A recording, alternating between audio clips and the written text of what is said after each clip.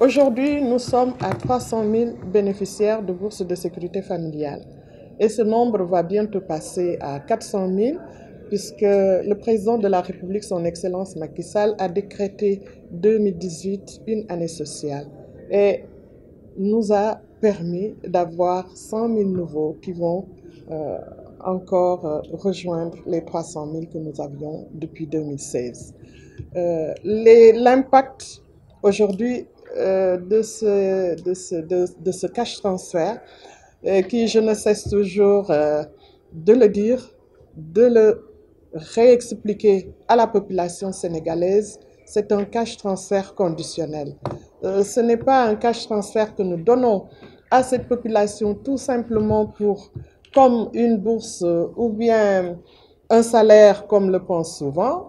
C'est plutôt pour respecter les conditions de vaccination des enfants, d'inscription des enfants à la naissance à l'état civil, d'inscription des enfants à l'âge de scolarisation.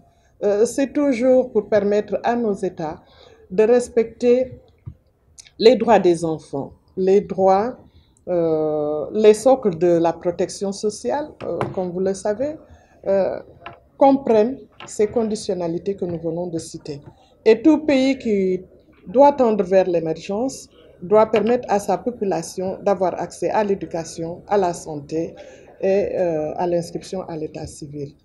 C'est la raison pour laquelle aujourd'hui, vous voyez, c'est un impact positif puisque nous avons remarqué, nous avions fait tout au début une évaluation du processus.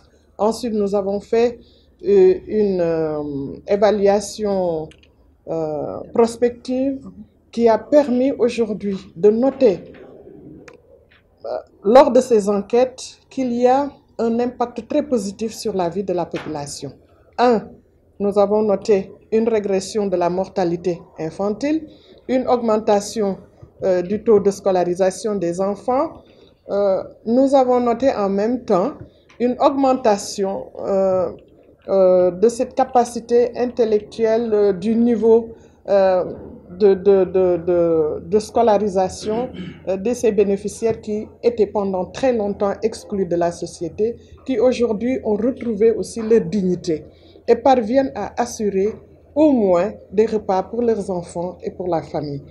Nous avons remarqué en dehors de cela, lorsqu'il y a des périodes de soudure, que ces populations ont plus une capacité de résilience à ces chocs. Tout récemment, des enquêtes ont été faites et ces populations ont aujourd'hui la possibilité de garder tous leurs biens, de ne pas les brader, puisqu'avant, ils avaient des difficultés de pouvoir assurer leur alimentation quotidienne et de celle de leur famille. Aujourd'hui, ne sont plus touchés par ce fléau, par les chocs de l'insécurité alimentaire.